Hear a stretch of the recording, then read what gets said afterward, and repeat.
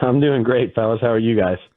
We're doing great. I just want to ask you right off the top, you excited for this weekend? You excited for Sunday? Very, Yeah. very. I mean, I'm excited for every game we play. We work long hours every week for 3 hours on Sunday or Monday or whenever we get the opportunity to play, and certainly going on the road against a really, really, really good football team that is going to challenge us, obviously, in every phase, but in particular our situation offensively. This is a really good defense. Todd does a tremendous job, and I'm sure it'll be a great atmosphere, and looking forward to the competition for sure. I can confirm that there are dozens, if not hundreds, of Patriots fans flying out of all available airports in the Northeast that'll be down there, so long as they can make it with all the shutdowns to support you. So it's going to be a hell of an environment.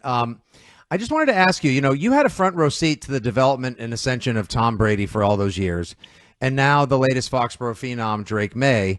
Now, we're not going to play the similarities game or anything, but would you say that Drake Maye is further along in year two than Tom was, and just how impressed are you by his growth so far? Well, I really can't comment about Tom's development in that regard because the first 3 years I was here, I was on defense. So, when he was in year two in 2002, it was actually '01 was his second year, but Right. I was on the defensive side, so I didn't really get the opportunity to see him day to day in terms of the meeting rooms and all those things because I was trying to keep my head above water as a quality control guy and all that. So it wouldn't be fair for me to speak on that. But I think the thing about Drake is just so committed to trying to improve. And I think for a young player with a lot to learn, a young player who's gaining more and more experience and those game reps each week, it's so important for you to actually not just learn the lesson from week to week, but then be able to apply it. And I think he's really tried hard to do that, in practice following each game and then carry that into the next week and attempt to improve himself along with our group on offense the next time we get to go out and play. So just so impressed with his work ethic, his consistency, his commitment to doing all the little things right that it takes to be a great quarterback in this league. And again, he's very young and he's just starting, and just excited to have the opportunity to continue to work with him. Josh, continuing to talk about Drake for just a moment in his development, obviously nothing is ever going to be perfect for a quarterback or anybody in the NFL. So I'm curious to see how you've seen Drake deal with adversity to this point in his career. Turned the ball over a couple times last week. Mike went up to talk with him. I'm sure you did as well. So how do you see him bounce back from some mistakes that he makes? With the same consistent demeanor that he has when things are going great. I think that's a tribute to the young man's personality and character. He's pretty much the same every day, win, lose, or draw. And I think when he has opportunities to handle adversity, he's done a nice job of that. He's a leader, and for a young player to be a leader, you have to demonstrate consistency in the way that you lead and how you interact with others. And I think Drake's done a nice job of being accountable when he makes a mistake and encouraging when somebody else does. So I think that's something that every quarterback has to go through. You learn how to live with success. You learn how to live with some failures, and hopefully you remain the same person through it all. And there's no question that he is. Patriots Offensive Coordinator Josh McDaniels with us here on WEEI Afternoons on a Patriots Friday. Speaking of accountability, Josh, Drake took ownership for some of the sacks that he's taken so far this year when he was doing a media avail earlier this week. Have you guys talked a lot about sort of trying to avoid more of those pressures or things he can do to avoid, let's say, what happened at the end of the first half last week, and what can be done to try to avoid the average of taking 4 sacks per game?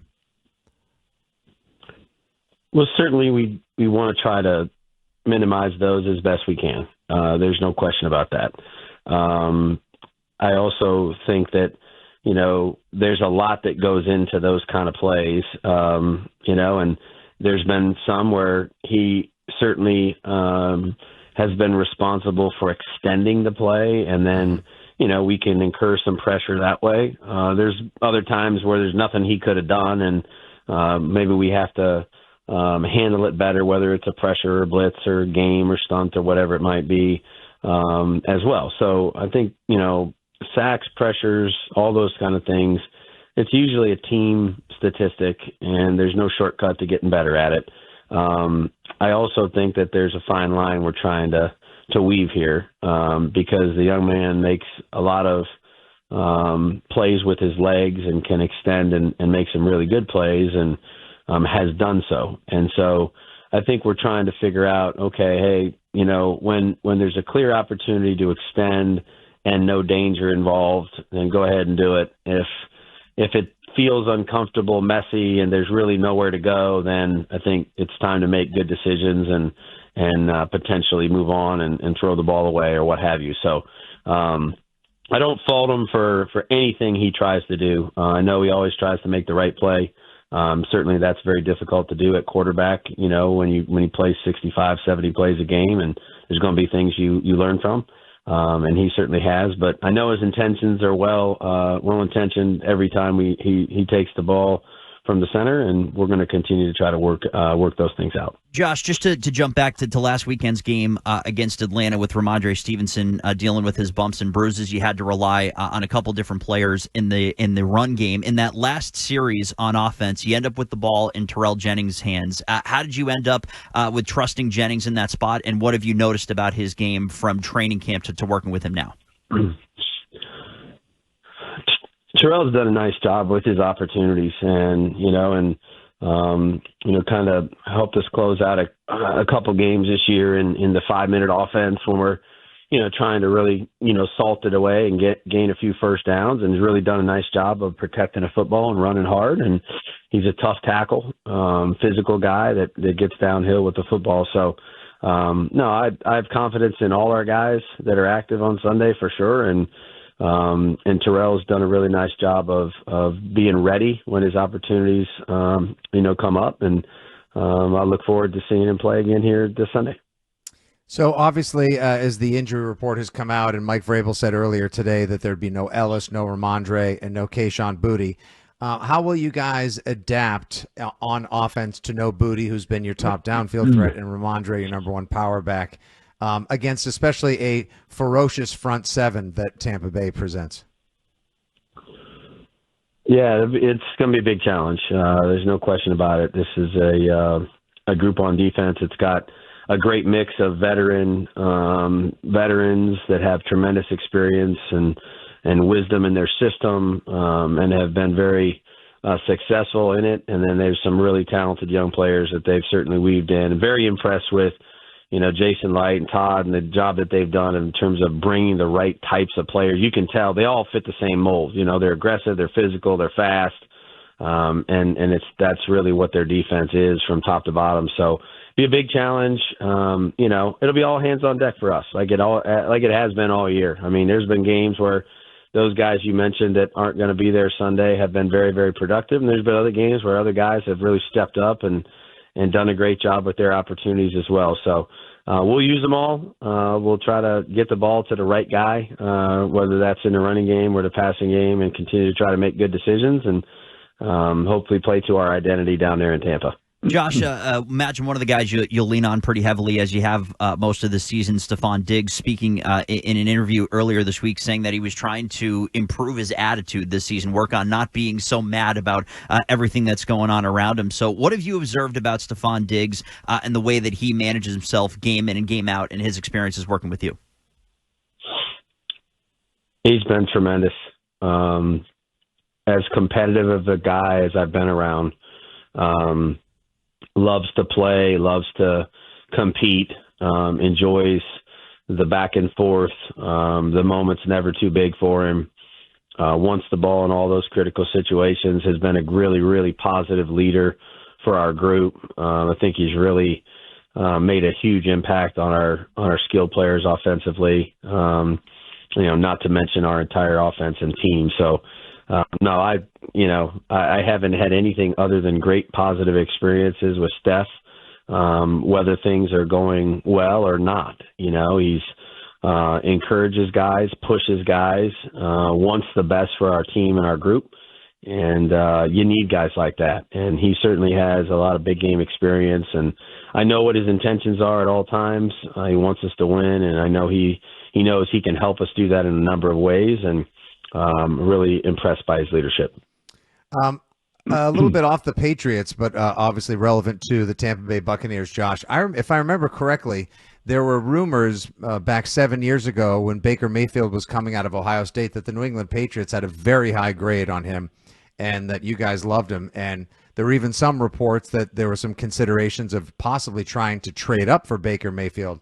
I speculate that may have been a plan to maybe groom him as a possible Tom Brady replacement one day. I was just curious if I could get any confirmation on you guys being that high on him when he came out, and then now your thoughts as to how impressive he's been on his fourth stop playing his best ball with Tampa.